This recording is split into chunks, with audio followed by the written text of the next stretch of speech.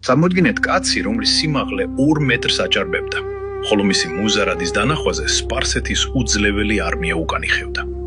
ეს არ არის მითი. ეს ვახტანგ გურგასალია. მეფე, რომელსაც მტერმა პირისპირ ბრძოლაში ვერაფერი დააკლო და გამოსავალი მხოლოდ ხალათში იპოვა. ლევან სანიკიძე მას ეწერდა ლომისა და ვეფხვის ნაზავიო.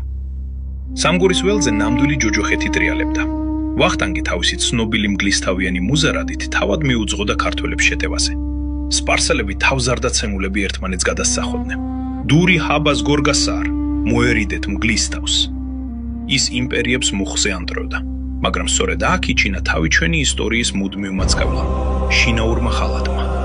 როცა მეფე მტერთან პირისპირ იდგა, მისმა საკუთარმა მონამ, ოქროთი მოსკიდულმა ვერაგმა, ის არის ზურბიდან სტყორცნა.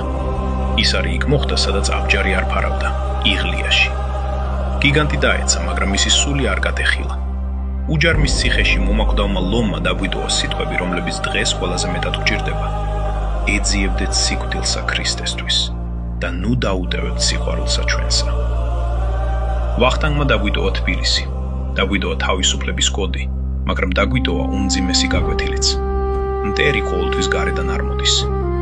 შენ თუ ბრძნობა მდიდებულების და ტრაგედიის ძალას, თუ ბჯერა რომ ჩვენი ისტორია უფრო მეტია ვიდრე უბრალოდ თარიღები, დაწერე კომენტარებში და გამოიწერე ჩვენი არხი. გავაცოცხლოთ წარსული ერთად.